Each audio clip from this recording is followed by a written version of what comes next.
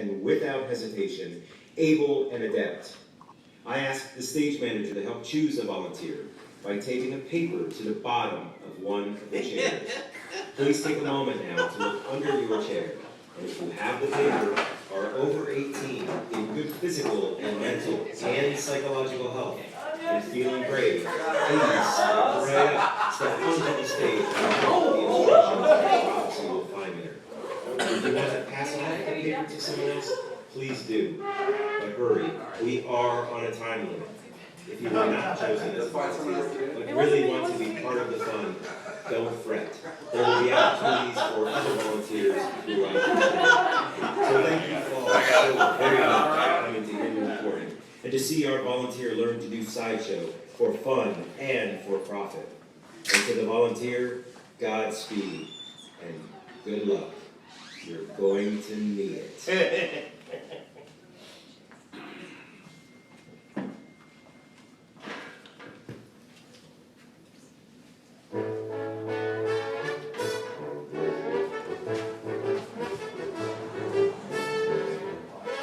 Good evening and welcome to How to Do Sideshow for Fun and Profit.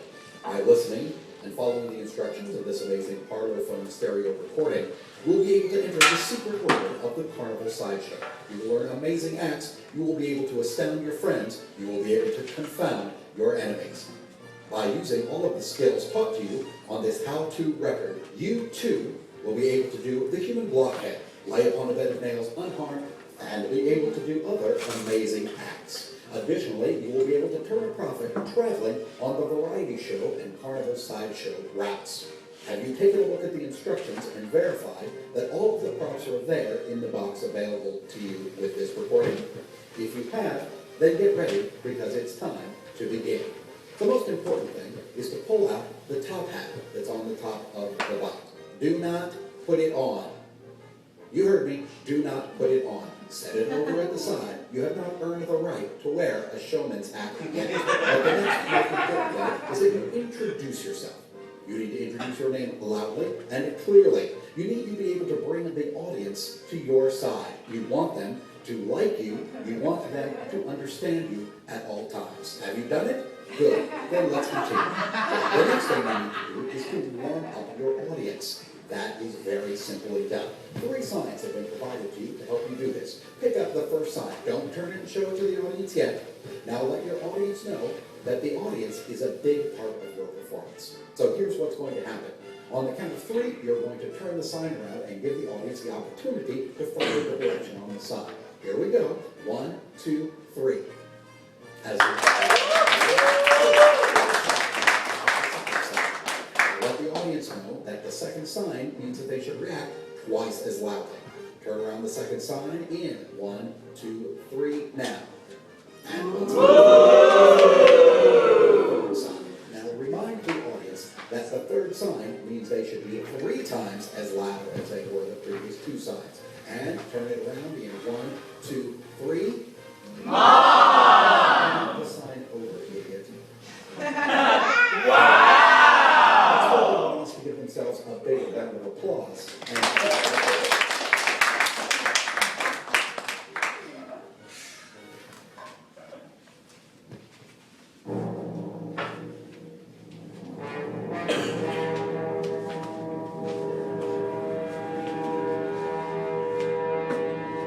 Act number 1, the human blockhead.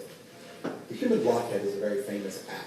It's actually very simply done, but in order to do it correctly, you're going to need to bring up a volunteer from the audience. As you look out over the crowd, look who would be a good volunteer. If possible, try to choose a young lady, preferably over the age of 18, with obviously low moral values and hardly any self-respect. Once you have picked her, quickly and quietly bring her onto the stage. Be sure to ask for her name, though her name is smooth. Now, first thing you can do is show her the tools you will use during the act. Tool number 1 is a 6-inch long steel spike, sharp on one end, dull on the other. Hand the spike to your volunteer. Allow them to verify for themselves and everyone else that the spike is indeed a real 6-inch long steel spike, that it does not bend. Incite the volunteer to try and bend the nail.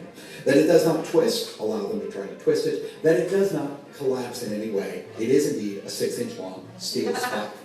Once the volunteers have the opportunity to verify for themselves and everyone there it is a real steel spike, then hand them the hammer. Give them the opportunity to look and inspect the hammer to ensure that there are no mirrors, there are no trapdoors, there are no tricks of any kind. It is not made out of rubber or any other material. Allow the volunteer to pound the hammer on the floor several times to ensure for themselves and everyone else it is indeed a real hammer. But be careful, it is still a hammer, don't let it become damaged. Once the volunteer has verified for everyone, you can verify to the audience why you will allow them to check this out.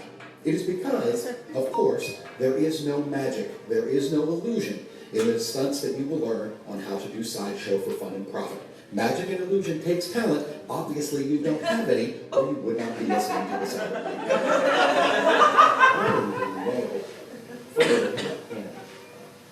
Place the pointy end against the center of your skull. Then prepare with the hammer to pound the nail directly into the center of your skull. If you have placed the nail against your forehead, you have done it incorrectly. The forehead is not the center of the skull. A quick biology lesson, there is the top of your skull, there is the bottom of your skull, and then there is the center of the skull, directly where the nose is. This time, grasp the nail firmly, hold it up against the side of your head. Show everyone in the audience that the pointy end of the nail does indeed go back into the center of the brain pan, which means that there is one mistake, one wrong move by you during this act, you will damage yourself irreparably. Surprising note. Let's try not to do that. This time, grasp the nail once more firmly, placing the pointy end in one nostril. And then, on the count of 3, begin to hammer the nail directly into the center of your skull. Don't just tap it or be a sissy about it. I mean, really hammer the nail into your skull as hard as you can. Make sure to make lots of noise so once you've got it mostly the way into your nose, you feel it begin to give as it hits the soft part of your brain. Once it's hit that soft part, just push it in a little further until the head of the nail rests firmly against the nostril. You may now turn and bow slightly to the audience.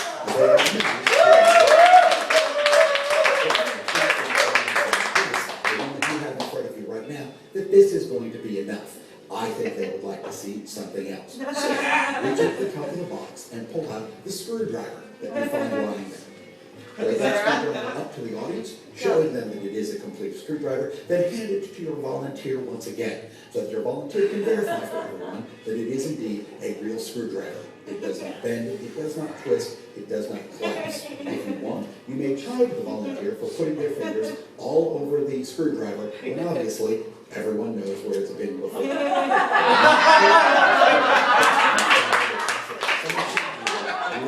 Before you stick it. Make sure to lick both sides of the screwdriver very well. And then hold it up against the open nostril and once more push it inside. You need not use the hammer this time. Just push the screwdriver inside until it, the handle, is all the way up against the nostril.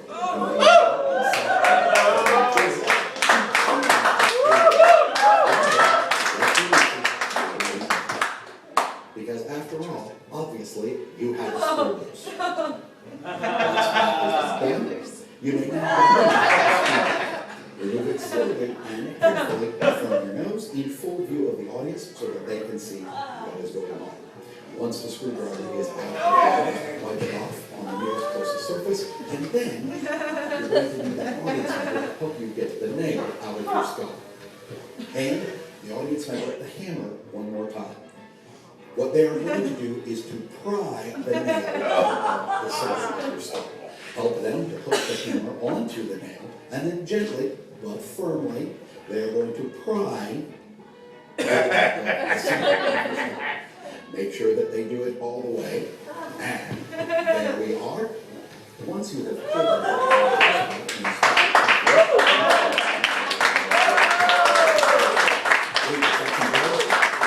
it's not. Get it? It's a joke. After that, I'm going to lick it to clean it off one more time. And then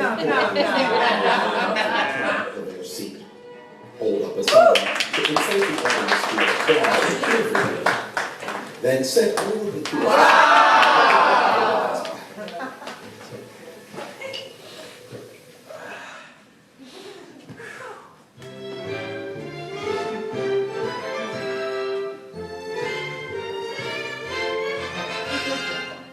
Act 2, Animal Traps. Animal Traps is a pain-proof act. It is an act of mind over matter, the ability of the mind to concentrate and to go through amazing things, feeling no pain and suffering no injury. In order to demonstrate this pain-proof act, we will be using the animal trap. Please reach into the box and pull out the animal trap. Ask the audience what sort of trap it is. Undoubtedly, most of them will say bear trap, in which case you can chide them because their area must have amazingly tiny bears in it. What we have in your hand is a simple fox trap. That high-tension, high-quality spring keeps those jaws shut. Nearly 50 pounds of pressure per square inch, more than enough to break bones and to rend flesh. But hold on. I don't think this is enough for the audience that you have in front of you right now. I think what they want is something special. Reach over and pick up the fourth sign, show it to the audience, and let you know if they would like more danger. More danger! And in fact, even if they don't, put the sign down, put the trap down, reach into the box, and pull out the next trap. Hold it up in the air so the audience can see it as well. Verify with the audience that it is still not a bear trap, but it is indeed a dual spring beaver trap. Those two high-tension, high-quality springs keep the jaws shut at nearly 150 pounds of pressure per square inch. Choose a new audience volunteer. Obviously, it should be a strong and virile man. Bring him up to the stage with you. Allow him to take the trap into his hands and try to pull apart the jaws of the trap. Not by squeezing the springs, but by trying to pull apart the jaws of the closed trap. Obviously, he will not be able to do so. In fact, he probably has not had his hands on something that tight since high school. Place the trap and ask him to stand on one of the springs while you stand on the other, compressing the springs to open the jaws to set the trap. Using the set mark and the trigger, set the trap carefully and gently. Once the trap is set, both of you step back. Now, here's what you, the performer, are going to do. You're going to take your bare, unprotected hand. You are going to slam it down into that trap. The jaws are going to snap shut, 150 pounds of pressure per square inch. It should break every bone in your hand. But, body and mind working together in conjunction and concentration, you should be able to overcome not just the pain, but the injury as well. Now, using your volunteer, you will incite the audience to count to 3. And on the count of 3, you will slam your hand down into the trap. What are you waiting for? Get on it. Have your volunteer, once again, get the audience to start and count all the way up to 3, and once they've reached 3, slam your hand down into the trap. And 1, 2, 3. As you can see, you're not feeling any pain. Perhaps you should not have spent the last 2 hours over at the bar before coming up onto the stage to do the show. But we'll leave that go for the moment. Now, obviously you are not feeling any pain. Let's see if you've managed to remain uninjured. Place the trap down upon the ground one more time. Have your audience member stand on one spring. You again stand on the other, compressing the springs, opening the jaws so that you can remove your hand. Once your hand is removed, hold up your hand for the entire audience to see so that they too can see you have no broken bones and no blood. Congratulations. And of course, one of the signs to incite the audience to cheer for you as well. But stop just a minute. This is enough for an audience like this. I think what they really want to see is more danger. So hold up that fourth sign for them once again and see if they respond by yelling out, "More danger!" Well, then the next step is to put down the sign, reach into the top of the box, and pull out the last trap. This trap is a mouse trap. It's a very kind of trap that many of your audience members probably have lying around their homes right now. They are smart enough to stay away from it, but you, not so much. So here's what you're going to do. You're going to set the trap, and then ask the audience what they want you to stick in the trap. And maybe they want you to stick your finger in the trap. Maybe they want you to stick the trap on your ear. but I recommend that you stick your tongue in the trap. This can be very dangerous. Let's hope it goes well, or there can be some very disappointed ladies in the audience after the show. Gentlemen too, perhaps, who knows.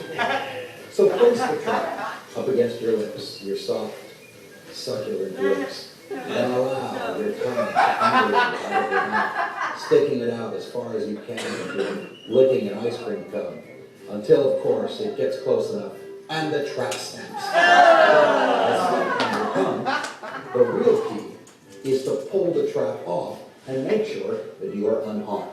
So pull that trap off of your tongue. No sniveling now. Get it off of there.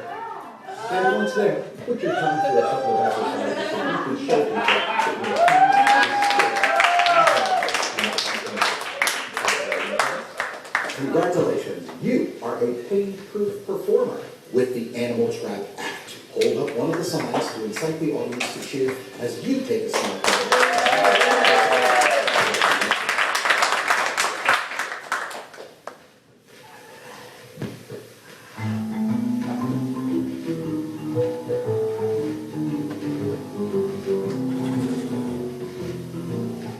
Act number 3, broken glass. This is a difficult act on several different levels. But first what we must do is prepare the stage. Reach into the box, find the tarp, and spread it out on the ground. You spread the tarp out on the stage to protect the stage from any damage that may happen during this act. Also, the tarp will soak up any blood that may happen to spill on it during the act. Now, the next step is to pick up the bucket of glass. Please remember that it is very heavy. Pour the glass out on the tarp. Pour all of the glass out. Be careful to keep it in a small pot. Do not touch the glass. The glass is very sharp. Now, show the audience a brand spanking new bottle. The act will not work with an aluminum can. Take the empty bottle provided and use the hammer to smash the bottle into your glass. If the glass does not break, hit it harder. Do not be such a weakling. Spread the glass from the broken bottle into the glass already on the top. Prepare to step out onto the glass. Prepare yourself mentally, prepare yourself physically for this dangerous act. Step out onto the glass, 1 foot at a time. If you find the audience reaction is overwhelming, check to make sure that you remove your shoes first. If you have not, then begin to take off your shoes. Take your time taking off your shoes. Oh yeah, that's it. You see those sexy things. Oh my. Well, yes, once your shoes are removed, show the audience the bottoms of your feet. Next time, it wouldn't hurt to wash them first. Now, stand up once again at the edge of the glass and step carefully out onto the glass. First with 1 foot, then the next.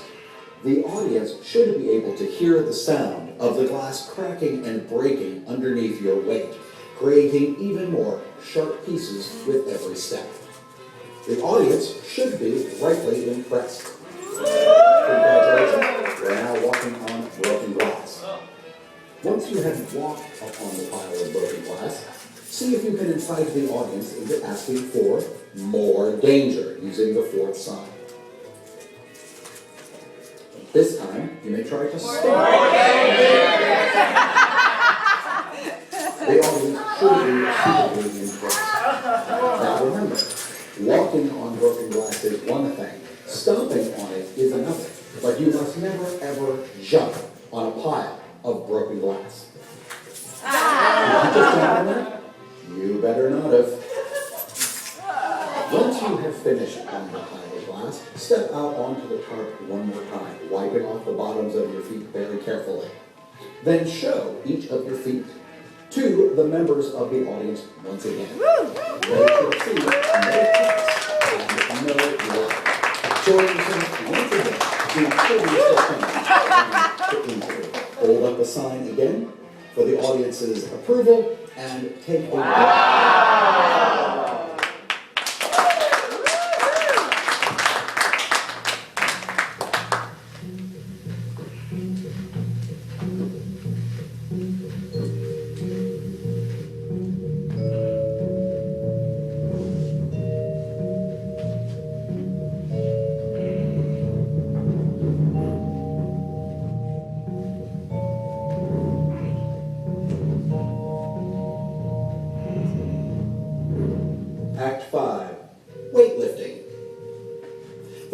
next particular and peculiar act, you will need a heavy object. An item has been provided in the box, however, you may be looking for a heavier object. Whatever object you find, be sure to pick it up and take it out so that a member of the audience can verify for themselves and everyone else that that object is very heavy and very real, not made out of plastic or rubber or any other light material. If need be, let a couple of audience members heft it so that they can prove to themselves it is real. And once they have checked, return to the stage and set the object down. Reach into the box and pull out the chain. There's a chain with 2 hooks provided in the box for you. Now, once you've got that chain, string it through the object, getting it set evenly. Once set, take the hooks and carefully but firmly push them through the lobes of your ears, just like you would an ear. Once the 2 hooks are completely through, first one, then the next, get ready to lift the object. Now, to do this act of strength and this act of daring completely correctly, you will need to incite the audience to count along one more time, feeling their support as each of them counts to 3. Here we go, and get ready. 1, 2, 3. Once the object has been lifted into the air, the audience should burst into spontaneous applause. And whether they do or not, this time swing the object from side to side.